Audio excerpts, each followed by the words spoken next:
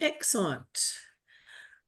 Well, thank you and welcome to our second Business Education Special Interest Group webinar for 2024. I'm Dr. Sandy Barker. I'm at UniSA and I am co-chair of the Business Education SIG for Ascolite.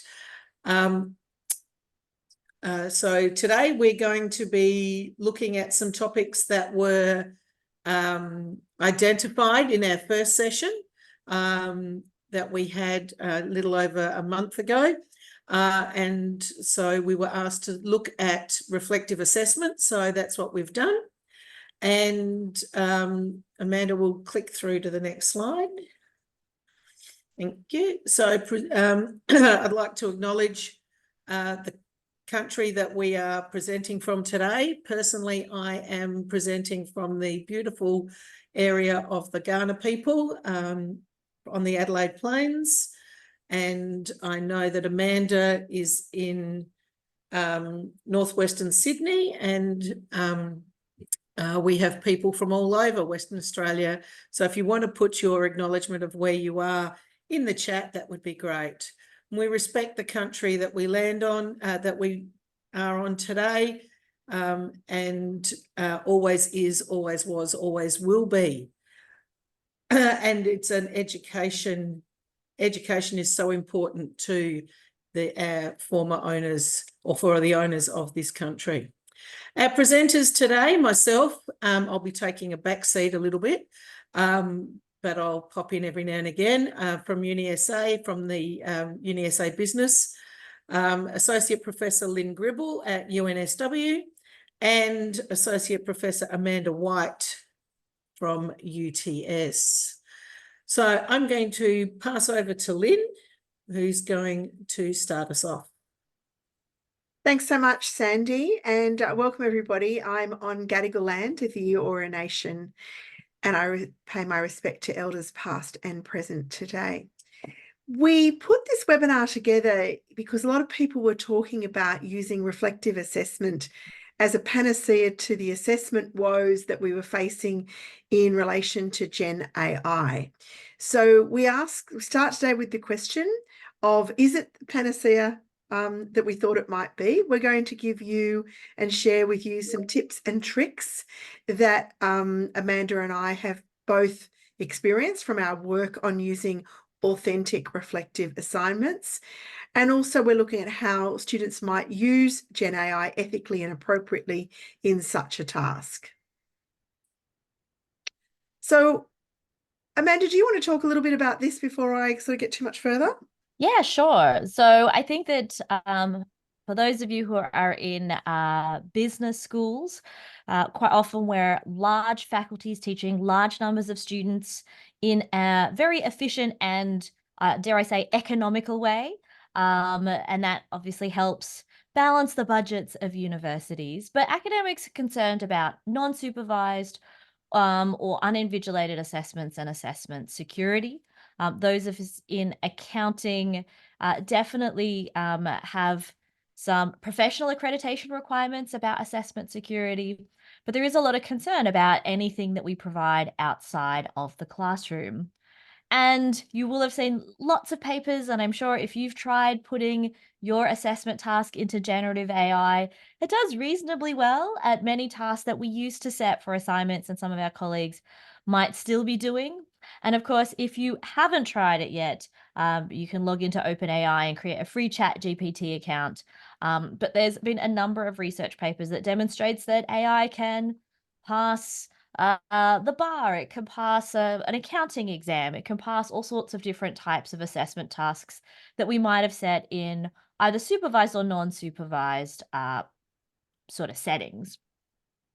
And so a lot of people said, well, let's get students to reflect on themselves, to talk about their experiences. Surely they couldn't cheat when they're talking about their own experiences. And we know that reflective tasks are really important as people working in higher education. We have to reflect quite regularly. Did this work? Why didn't it work? What do we do differently next time? We try and explain to students this is important for their career development, for their professional development.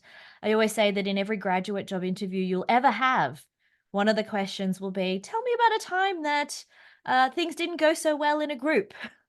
And you'll have to reflect, and what did you do? What could you do differently?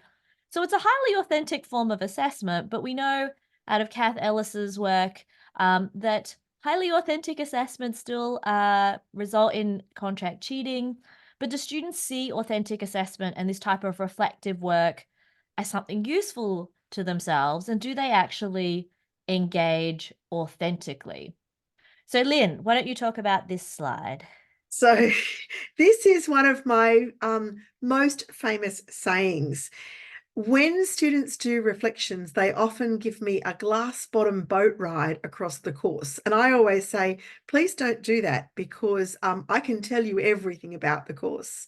What I really want you to do is to dive down deep into the course and find something that you found really impactful and really explore that. So we've been really clear now in our reflective assessments.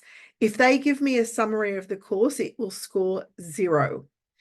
And this has really changed the game for our students, because the students who try and use either generative AI or a previous student's work, they actually lack that being able to go down deep and get to the bottom. So I always say, I'm not looking for breadth. What I want to do is develop you as a T person. So you've probably heard that expression, understand across the top and be able to go deep. For this particular assignment, I'm going deep dive. Find the most interesting thing. Tell me how it makes meaning for you personally. It should be very imperfect how you talk about it. What I'm most interested in is that impact. How are you different? How do you do something differently? Why do you do it differently? And what will it mean when you do? So I'm really clear, no summarizing of what you learned. And as I said to them, please trust me, I know everything that I've taught you in the course. I'm not interested in the content. Trust me, I know the content. No, it's Amanda. You can go on to the next one.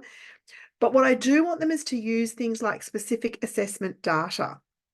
So I want them to be honest. Have they been brought before academic integrity because they did something? I want them to talk about that. I want them to talk about how did they change between assignment 1 and assignment 2. We know they're assignments because we've marked them. So we really are looking at, is there something that happened when they looked at that data and that feedback? And that's created a different process, because people can't just say, oh, I didn't get the marks I was looking for, or I didn't read the rubric. As I said to them last night, if you tell me you didn't read the rubric, my question is, why didn't you? And what impact did that have on you? And what does it now mean about what you'll do in the future? If you can't give me all of that end to end, then you're not going to score very well, probably going to fail. So I've really started to move these students to tell me the impact. Tell me how you're different. Tell me what it means for you in the workplace. Can you talk to me about why you made a change and what change you made? And the other thing we've done is we've done video with a Turnitin transcript. Now, 2 things. The transcript will pick up if it lacks human burstiness, that is how we speak. So it will tell you if they've got AI to generate any of the works. It will also, you'll pick up those unusual word choices that maybe an artificial intelligence has given them.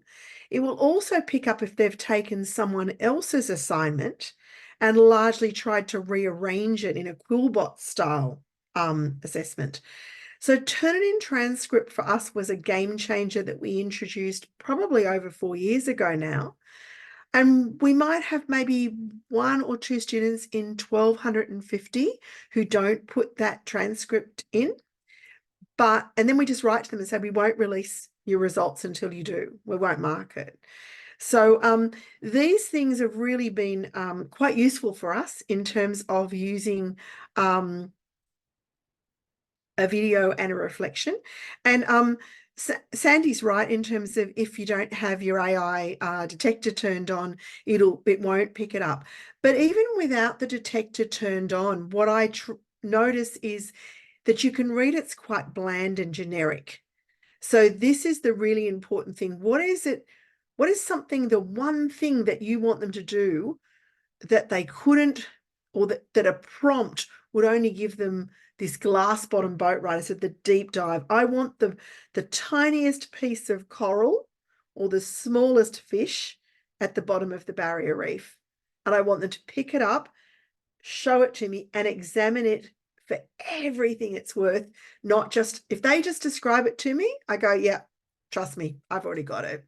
And so this seems to have really resonated with students, to find that obviously not every student takes the assignment as seriously as we'd like them to, but we do see that most are able to at least find the piece of coral or fish and do a pretty good job of moving beyond description, but tell us why this is so special, how it adds value to the whole ecosystem and specifically to them. And that's a much better start than what we've ever had on reflections. And I've been using them now for over 16 years. Amazing, Lynn. A quick question that I have for you. Given that students do submit a video, have you ever looked at a video and thought, is that really the student talking? Because I know that there are lots of AI generators where you can just talk for a few minutes and then it'll create a video of you talking. It might not be your voice, but for some of my students who maybe haven't spoken a lot in class, I might go, oh, does that really sound like them? Or if it's an online class, maybe where they've never turned their camera on or they've only ever used the chat, I might have some concerns about, oh, is this really the student? So we do have a couple of things in our assessment that says it must be in one take with no background. So a little bit like you and I are presenting today, Amanda, like authentically from our office. We're expecting that it will have that humanness in it. So I'm not a person who has a lot of ums and ahs in my language. Everybody who knows me knows that. But still, my language will be imperfect. I'll stumble over a word, or I'll go to say something and won't quite find the right word. So I'm looking for that in every single one. I had one student who sped up their recording and we pinged them for it and said, it's 4 minutes, not 6 minutes turned into 4. I had one student who did use a voice generator. And so that went to us now putting this caveat in. We tell them that they must be visible. So last night I had a student who came into class and had a cap and a hoodie on. And I said, that's unacceptable in this classroom. So I want them both off. Obviously, I do have some students who might wear a hijab or burqa. Don't have anyone at the moment wearing a full burqa. But I do have some that would wear a hijab, and so that would be how we experience them. Since we've been back in the classroom, we've had no problems. I think during COVID, we wouldn't have even known if it was the right student in the classroom, to be honest. I mean, there is always the student who is completely outsourced. So, you know, I pay Amanda White and Amanda White turns up and does all of Lynn Gribble's work all of term, and we never know, right? So I think there's always that risk. There's always the risk that, you know, We're not going to be able to deter the students who intentionally come to university to defraud or engage in a fraudulent act. But it's about creating, you know, both that downward pressure from the top about penalties, and sometimes that can be that external idea of a penalty, of misconduct charge. But then also I find that in a lot of the reflections that I've marked from students that just don't sound authentic. Quite often, ChatGPT does a poor job of actually answering the prompt. Those students typically haven't read the criteria very carefully either. The penalty ends up in that they get 0 quite often as well. Sandy, how are things going with your students at UniSA? So again, I'm seeing a lot of that generic type of reflection, and I've taken a lot out of what Lynn's already said in terms of making sure you're very clear on your instructions to the students. I think when we do reflection, we often just say, reflect on this without thinking too much about what it is we're actually expecting the students to do. So my instructions moving forward are going to change a little bit as well. And I think we're seeing that generic stuff because students feel that, oh, this is the easy bit because I don't have to put any references in and I can just do this. And and get it out of the way. And I think that's the tough part about reflection, in that getting that deep dive. And I can see Sev's got his hand up. Sev, you got a question? Sorry. I have a comment actually. I think that I actually have taken out that, camera is off. I have taken out that reflection off, and I actually put as a critical reflection. So where actually the students has to look at the textbook or the content that I taught, and then they had to reflect with an organization or whatever the practice they are seeing. So because I found the AI still couldn't actually read your textbook and then provide the in-text citation. So then that way, I actually from last year, I avoided this kind of utilization of AI. So because if we ask them to reflect on, I think if I put a very nice commands to ChatGPT, that it can actually write a very self-reflective journal to me, just short 200 words or whatever. So that's what I actually now ask the students to look at the textbook, and then what are the content that actually applies with the organization they have seen, like service organization or whatever, because I teach operation management. I tell them, look at the practices and then compare and critique with the content we studied. So then actually it's very minimal. I actually found this time I marked about 20 assessments for my tutorial class. I found very minimal. I don't pick up any AI use because they had to cite the textbook, otherwise they fail. So that actually the rubric actually guides them. So yeah, that's my 2 cents worth of information. Thank you. Thanks, Sev. And I think that's really important, is to make sure that we're actually asking them to be critical in part of that reflection.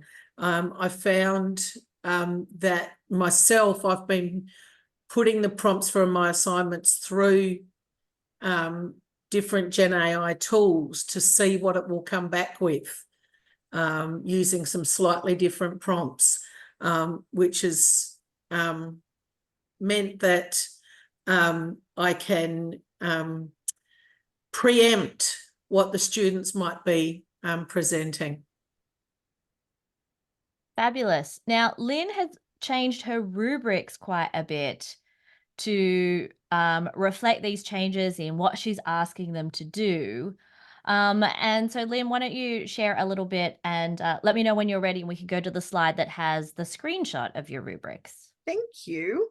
So one of the things is, again, I wanted to make sure that students had several opportunities to understand we weren't looking for the summary, because we can tell them it's not about penalizing. So I think that that was one of the things that, Amanda, when you were talking about, pressure this way and pressure that way, we're not penalizing them. We just won't give them any marks. And because our students are very, like a lot of business students, very focused on earning marks, we're able to be very clear about that. If you, do this, there's no marks to be had.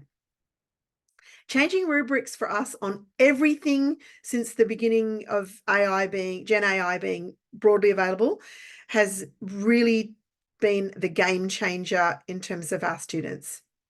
So we have criteria, things like openness about what worked and what didn't, exposing self-insight, and discussing impact, not input. So that is that results with evidence. Now, I actually had a tutor who's worked with me for, I don't know, probably 16 years, write to me and say, I've just finished watching these reflections. Congratulations. This is the most impactful reflections. I've worked for you. I've worked for, blah, blah, blah, blah, blah.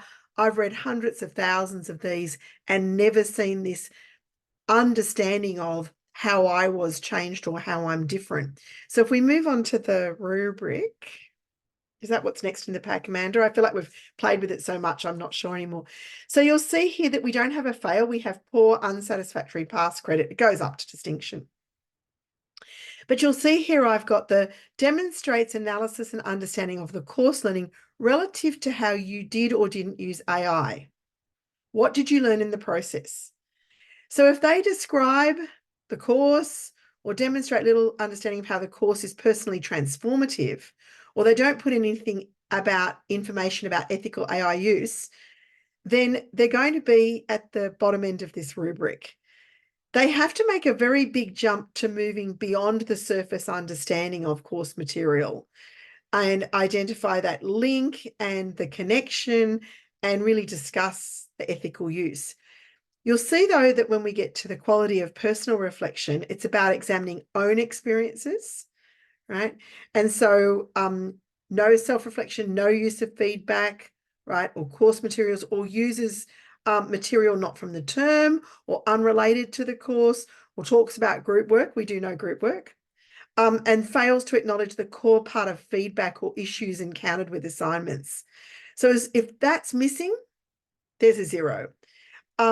You can see that in the unsatisfactory, little self-disclosure, minimal risk in connecting concepts from class to personal experiences.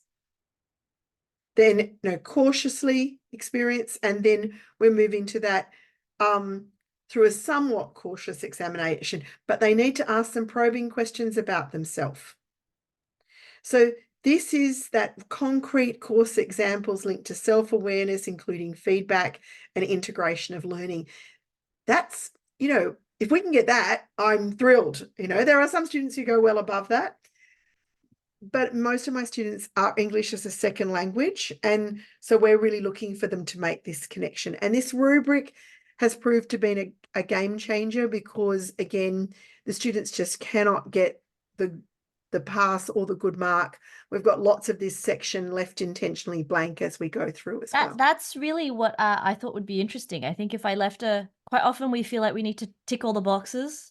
Like you need to be able to earn a pass in a particular criteria. And I hadn't even thought that, well, hang on a second. What if you have to be better than that to achieve a grade? I think that's a really interesting strategy to help drive students to understand what they're supposed to be doing and how they're supposed to be doing it, because just passing is not an option when you look at the criteria this way.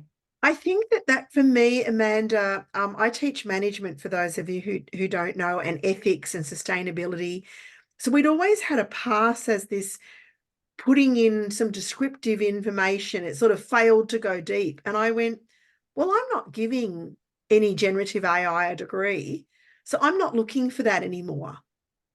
And I just removed it. That was my first really rough, what can I do? It is February, I've got 1,300 students, this is February last year.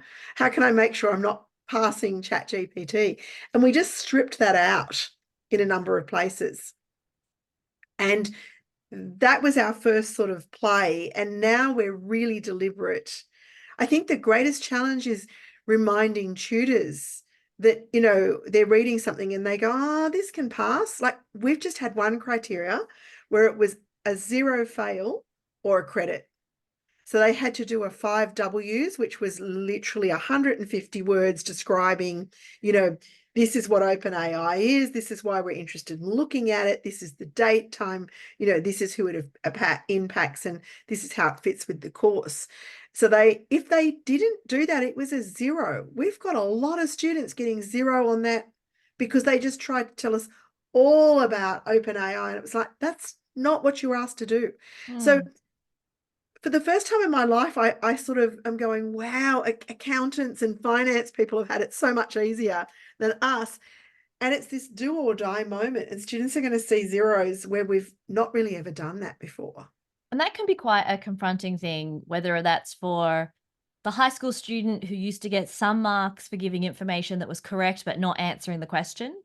And I think that hammering home, if you're not answering the question that we ask, 0 marks is a very big possibility. I think definitely scares a lot of my first years.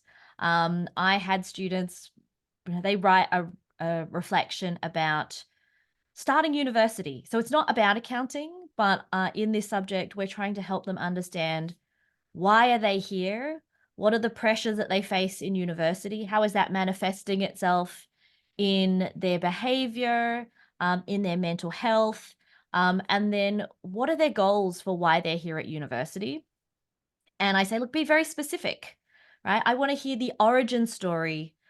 You're the main character. I want to really understand your motivation, but short and sharp. And I want you to have a plan for yourself.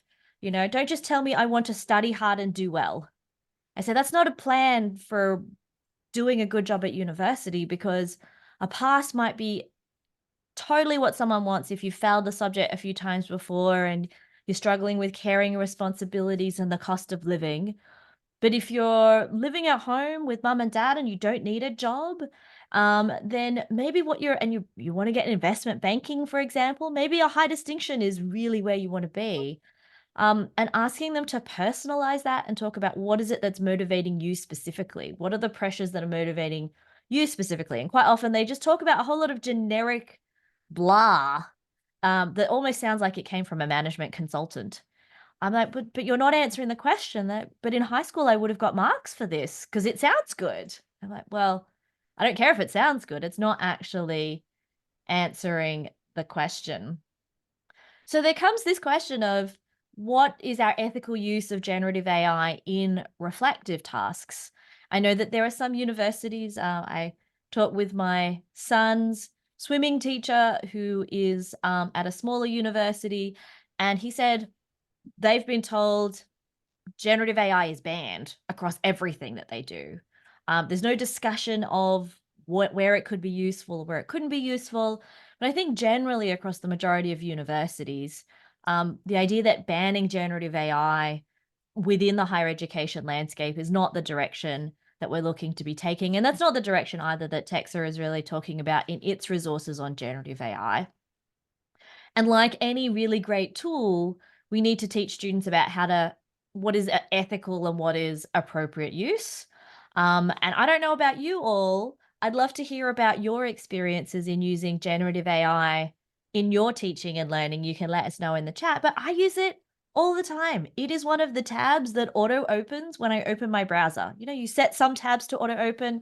My Canvas site and my OpenAI window are the two things that automatically open when I open my Google Chrome browser, because I use it for a whole range of different things. My students, we wanted an idea of a case company that would be attractive to Gen Z students, have a social impact and enterprise type approach. So I just asked ChatGPT to give me 10 different types of businesses. I picked one of those. I don't really know enough about plant-based foods, but we needed to come up with products that they make. I said, hey, well, give me an idea of 20 things that this business could make. Give me 10 different names that it could use. So I use it all the time. And if you use it, I'd love to hear about in the chat what processes you use. But every institution is starting to put together its approach to generative AI. And we certainly have a requirement under TEXA from an institutional perspective to have something in place about how we're going to deal with generative AI from a misconduct and from a student education perspective. It's sort of been a little bit overshadowed by the need under the Accords to have our student support processes in place by the middle of this year and report back to TEXA. But the example that we have here is the UTS process. And this was actually developed in a deliberative democracy with students. So there was a small number of staff and a large number of students who gave up time during one of their holiday breaks last year to try and co-create our principles for effective and ethical engagement with generative AI. And so our first part was students understand the significance of generative AI for their society, careers, and their studies, that they understand the legitimate uses. Where is it a good place to use it? What can it do? That they're equipped to engage critically and ethically. So even teaching students that you need to fact check everything can be I need to fact check stuff from generative AI, that might not be correct. That they experience their strengths and limitations as aids to learning. And so this is the bit that's quite scary, I think, to a lot of academics.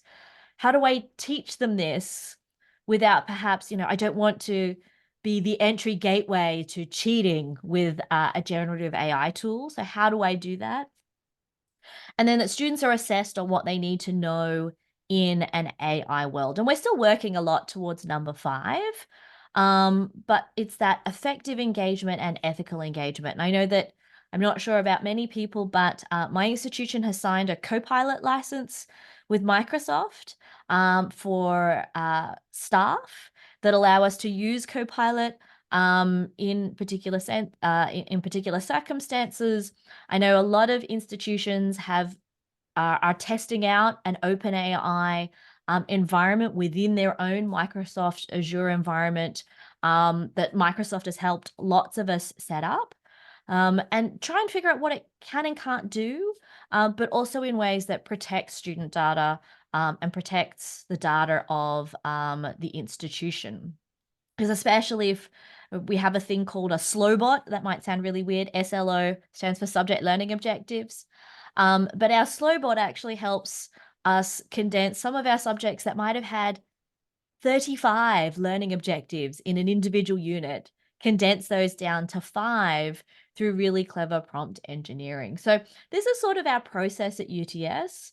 And what we're doing is trying to explore this space. But of course, the big tension is, where do you find time to do this? If not on the weekend, if not in the evenings, because we obviously have all seen significant workloads. Now, Lynn has 2 principles. This is the UNSW 2 principles that they share with students. So Lynn, do you want to share about how these 2 principles work?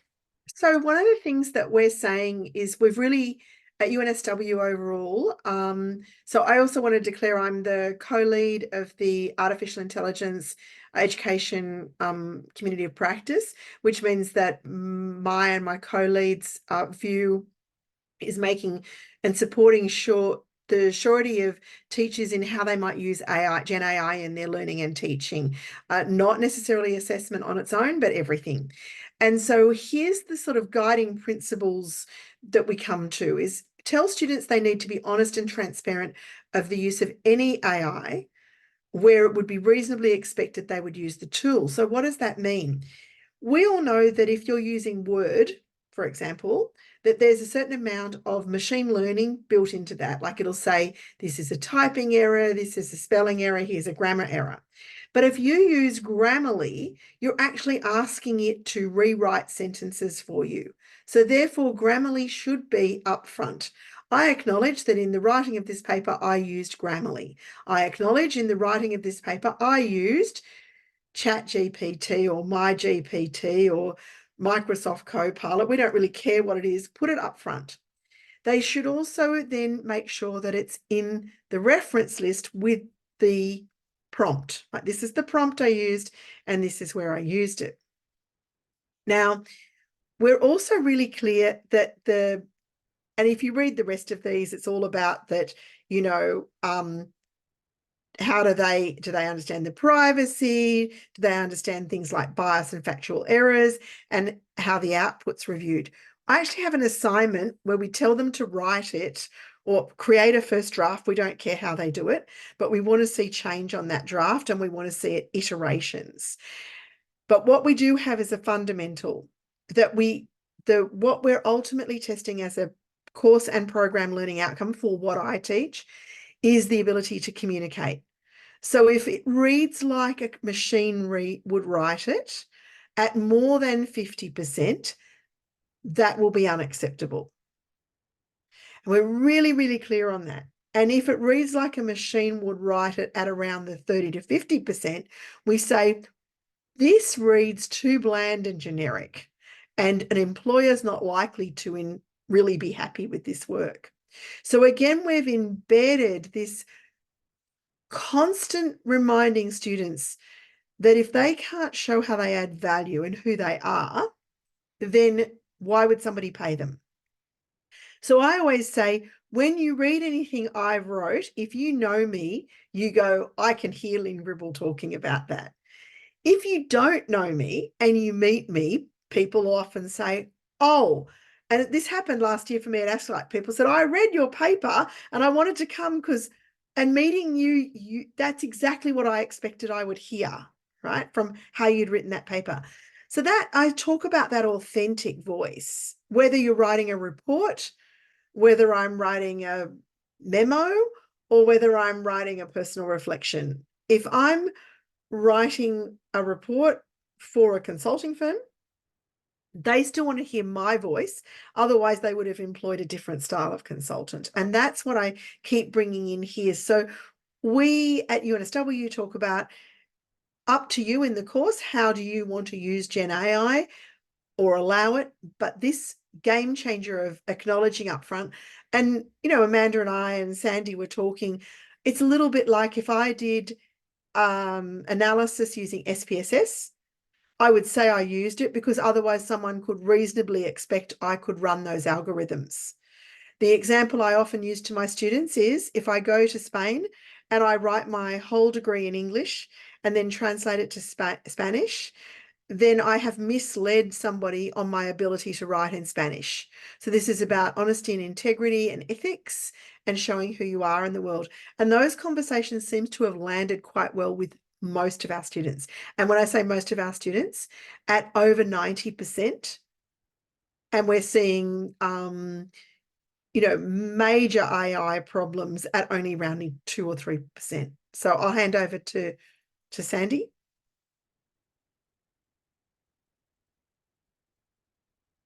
And it helps if I unmute. So at UniSA, we have our Teaching Innovation Unit has created a great help site on the use of generative AI. One of the key elements I wanted to take out of that today, and thanks to Amanda for pulling together the slide, is that as educators, we need to be proactive in finding out about what the technology can and can't do in terms of what we're asking our students to do. So if we're asking our students to do it, can Gen AI do it? And can it do it with including, the proper academic supports? Because I know that the free version of ChatGPT will make up the references. So it's really important to make sure what it can and can't do effectively. We need to engage in the students about the ethics of this and the academic integrity situation around using Gen AI.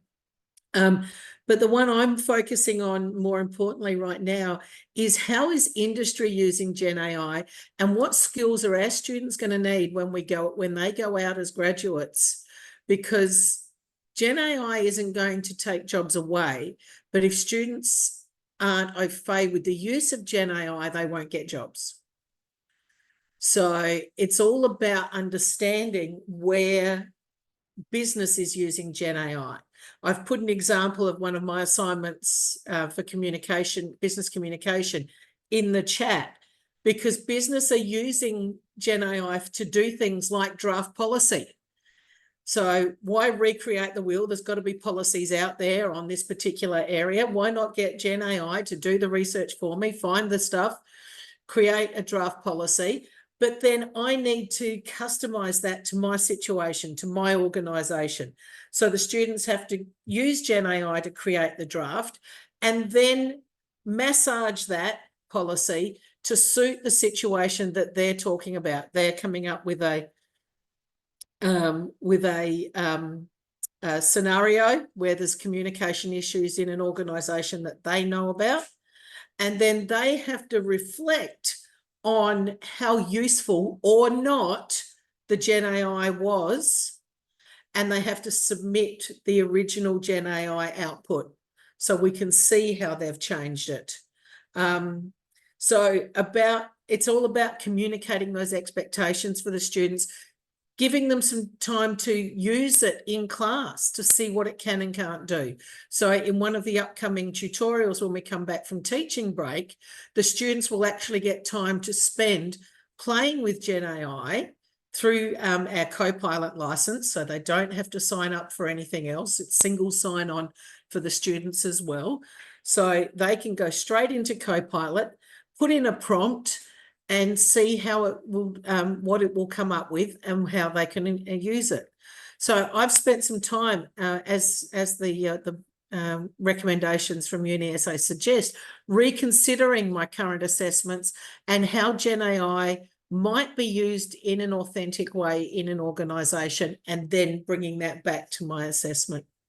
So, Sandy, I had a question for you. Yeah. All these students, where you get them to use Copilot, do you get any sort of tracking data so that you can see from your cohort of students, what are they asking most often? How are they using it at all? Good question. Can't answer it. Don't know. This is the first time I'm running it. The assessment's due at the end of the study period. So I will find that out. It's something that I will be doing. But it's just going to be interesting to see how they found the use of it, and whether, because part of that reflection is, was it useful? You know, did it produce something that they were actually going to be able to use that looks like a policy that an organisation would implement? And this is, the assessment has changed from getting them to write the policy themselves, and to then the last part of the assessment was for the student to write something to their boss to say why they need to implement this policy and how it will impact the organisation. So I've taken it from that, which could quite easily have been written by generative AI, to getting them to write a critical reflection about the process. So I'm more process than output driven. And that's, I think, where we need to be looking, is that what's the process that the students are going through, not necessarily the output that they're producing. And you mentioned, you know, the industry aspect of it. When I go out and I talk with the accounting industry, they're like, knowing how to write a good prompt is a really important thing, because people often will think of a prompt as a one sentence thing. I've written prompts that are hundreds of words to help me craft something that I'm really after. But often students go, my students that don't use it often say, I tried it and I couldn't figure out how to ask it a question in the right way to generate a prompt. And all of our public accounting firms now have some form of their own proprietary generative AI sitting over their internal databases and knowledge bases to help them try and have some efficiencies. Yeah. So I think on that, Amanda, and I think this is where industry-based research for us is going to be so important. And I know, and I haven't looked to see if they're online in this webinar, but there are some accounting staff at UniSA that are currently undertaking a project with industry, specifically small accounting firms, as to how they're using Gen AI and what their expectations of an accounting graduate are. So the results of that are going to be really interesting. I probably have an idea of who those people might be. So the next time I see them, I will certainly ask, because the other thing to think about is that sometimes these tools that are built in-house can be proprietary as well. So your ability to test out using them or give students that experience can be a little bit difficult, but giving them something similar in some sort of simulation can be useful. So we were also going to talk about ways that students could some actual ideas. And one is that students actually said to me, I said, look, how are you using it? For my students, they had to think about how accounting might interact with their future career as a marketer, as an economist. And a lot of them used it to say, well, what could I do? Where would I interact with accounting information if I was a human resource manager? So some of them used it for that, but quite a few came back and said, well, actually, Amanda, we were taught in high school how to use ChatGPT or generative AI to review a section of our written work against some marking criteria. And I don't know if anybody, I know that some of our colleagues were trialing different ways of trying to use Gen AI to help their marking. So to speed up the process of marking, that those didn't quite go so well. But in our experiments with students said, oh, look, it actually works best if you give ChatGPT just that relevant section or paragraph and the criteria for that specific section. Because if you give generative AI an entire assignment and a whole set of criteria, it sometimes gets a bit confused as to what it's supposed to be looking at, or how different paragraphs relate together because of just the process of the model. So here we had I was just creating a sample. I've written the following assessment paragraph. There's my assessment about why I want to be an accountant. And then the criteria of full marks, distinction, credit, or fail. Provide feedback on my submission paragraph against the assessment criteria. And ChatGPT actually did a pretty good job of telling me what things I did well, but places where I could have more impact. Now, later I also asked it to give me a prediction of my grade. It didn't do a very good job at that part against the criteria. It said, oh, look, we think you'll get a distinction. Whereas when human judgment, we sort of think it's more like a credit. So we've said to students, if you are going to use it to try and give yourself feedback, and I said, look, there are lots of other places you could go to get feedback before generative AI. You could speak with our learning center that has the assignment, that understands the samples and how we mark and the assessment criteria. You could go to them for feedback. You could come and see us, your teachers, for feedback. We have some automated tools related to writing. But if you wanted to use it, here was the way. Take a specific section and the specific criteria, but perhaps not rely on the mark that it might say you deserve, because we did have some students come back to us in the review of results and say, look, Amanda, I don't think my assignment got enough marks because I put it through ChatGPT and it said I deserve a high distinction, and yet I only got a credit. So we've advised them that it doesn't do as well as it might. It's a bit overly optimistic in that particular activity. And the other recommendations that I make in my specific course is that we ask students, if you need to build a study plan, it could give you a list of useful study activities. It could give you a sample structure if you're doing something and it says write a report for a particular topic area and you haven't been given a structure. You might use it to generate some sample structures and take those back to your teacher and say, well, which of these might be useful in your particular processes? As Lynn mentioned, she had them explore generative AI and then write about it. Lynn, did you give them any specific AI tools to focus on? Did you give them a list, or did you just say go gung-ho? So we did two different things this term. One was we said you need to create a memo, and you can create your base memo any way you'd like, but then we want it, so then from there on in you turn on your track changes, but we're not interested so much in the track changes but the meta comments, so the thinking behind that. So that was one, and we found that to be quite successful in terms of what we're looking for. The next one was they needed to write a report about OpenAI. So we actually said we want you to pick one of these problems, whether it's the integrity of the data, so that it's biased, etc., or that it doesn't accredit the where it got it from, and all the large greenhouse emissions. So discrimination, there was a fourth one, right? So then they had to apply the tools from the course. So write a 5 Ws, do a pestle, write a summary of that pestle, pick out 2 main issues and analyze it using ethical frameworks, provide 2 to 3 recommendations, and then write a reflection of what they learned about Gen AI. So this was a game changer because Gen AI just can't do a good job of those 5 Ws or pestles. And so that was really useful for us in terms of really authentic work. And again, if they hadn't done the work, what we found was that reflection was just very bland.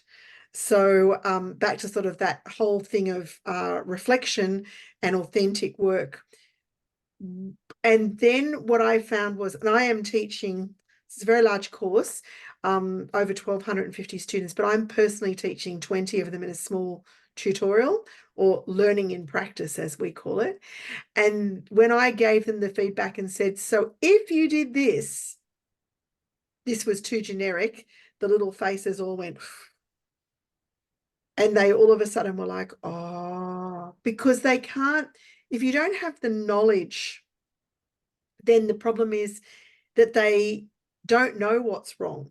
So they can do fact checking, but it's a bit like, if I go back to your example, Amanda, which I think was a lovely one, I'm going to study and work hard, right? And I go, oh, whoever wrote, no, I'm actually going to loaf off and cheat, right? So we don't know what we don't know. We look at that and go, no, when are you going to put it in? Where are you, and anybody who's ever worked with me closely will know I will say, I want the plan. Where is your 4 hours, your 5 hours, your 10 hours? I want to see it in your diary. Sandy's just laughing because it's one of those things I say all the time. If it's not in your diary, it's not going to happen.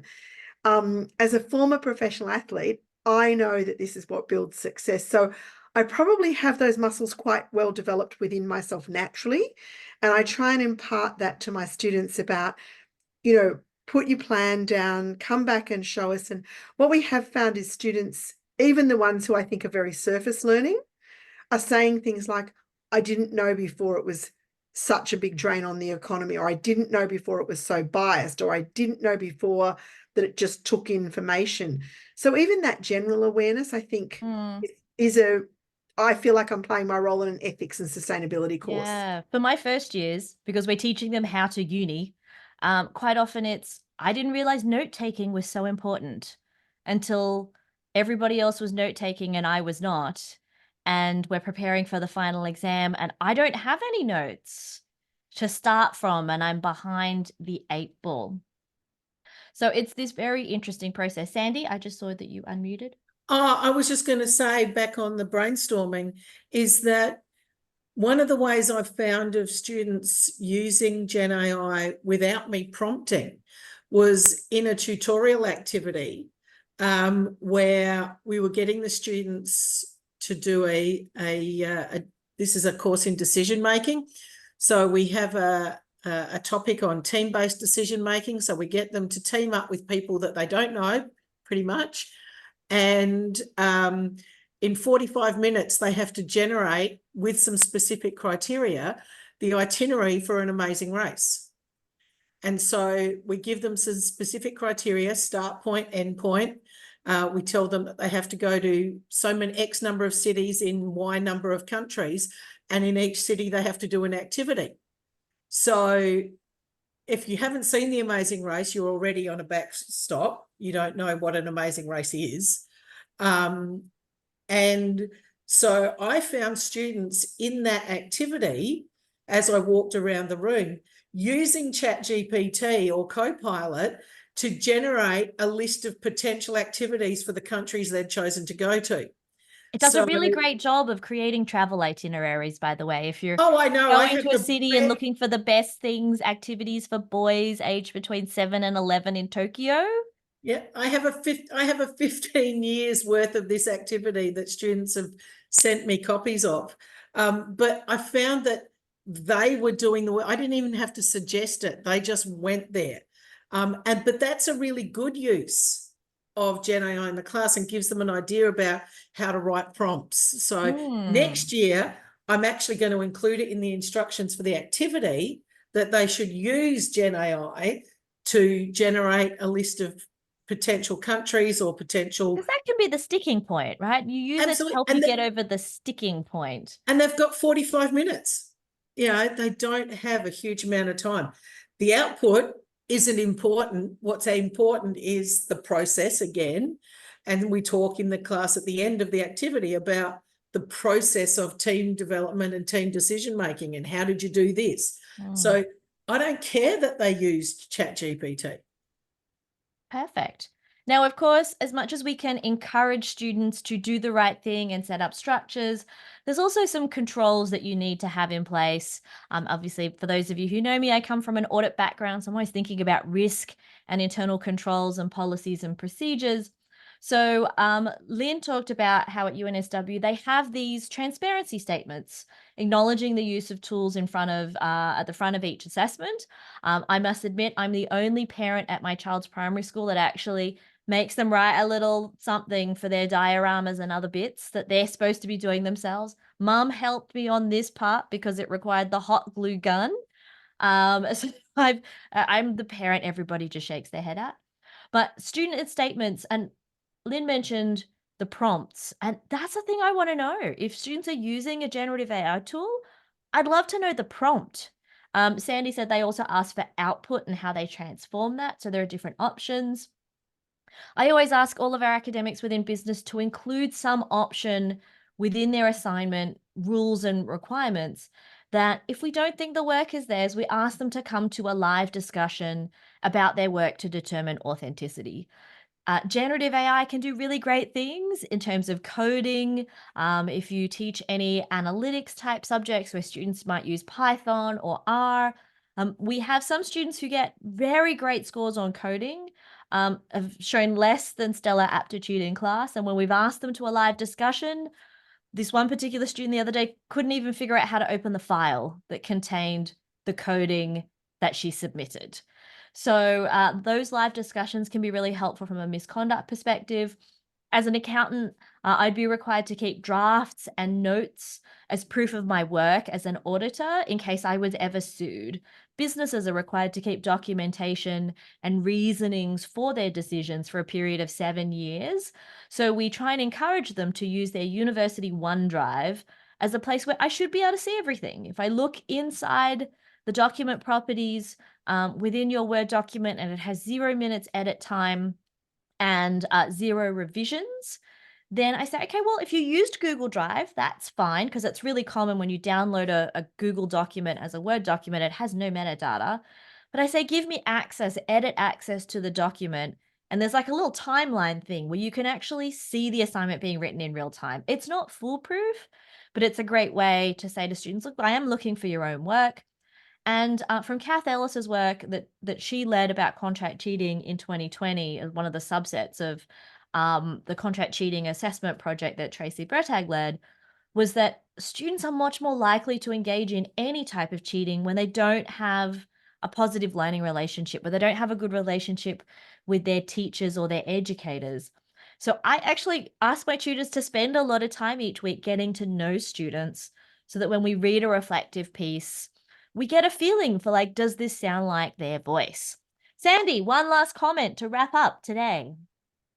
Yes, because I'm looking at the time. I want to just drill down a little bit into that second dot point you've got there and how you include that in your course documentation so that it doesn't look like, it doesn't impinge on having it's not an academic integrity issue, but it's also not looking like you're targeting a particular group of students. Oh, we've never had a question about, we always just have it as, you know, I declare by submitting this assignment, I declare that this is all my own work, that I have not sought assistance for others or from others or provided assistance to others, and that I may be asked to attend a discussion about my work for any reason. So we don't necessarily say it's for authenticity, but we say for any reason.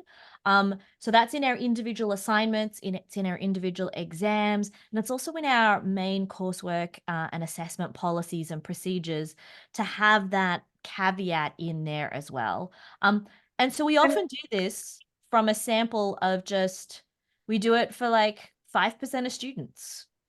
Even So really great Amanda, ones. we have a really big piece. We do an assessment booklet, and I have in there things like, you know, you could be called to a Viva Voce. You could be, you know, you must write in OneDrive. And so what I find is exactly what you're saying. And if I'm speaking to a student who can't string a sentence together, and I'm turning it in saying, you know, wow, this is 94% generated by AI. As I said in all the time, I can't write like this. So tell me how you wrote like this. So, and being direct is often the best bet. Yeah. I always record those discussions as well, but sometimes I invite the great students in because I want to talk to students who did really, really well and say, I'd love to hear more about this story or your insights, or how did you get access to this firm? So when you do it as a bit of a business as usual, students like, oh, well, I could get called in if I did a good job or if I did an average job. So Lynn, I know you have to go to another meeting. Thank you for sharing your insights today. And I know people are dropping off because we have hit the time. So bye, everybody. Thank you. Reach out if you want to ask anything, and just remind me that you've been here so I can lock straight back into what we've been talking about. Thanks, everybody. Have a great weekend. Thanks, Lynn, and thanks, Amanda. Just letting those that are attending know that we are running these webinars every 6 weeks or thereabouts, so stay tuned for the next one. If there's anything you particularly want discussed in terms of business education and technology enhanced learning, please let us know and we will do our best to source some speakers to help us out.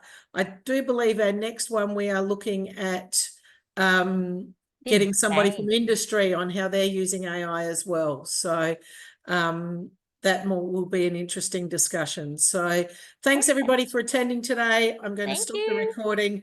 Feel free to stay and chat if you've got time.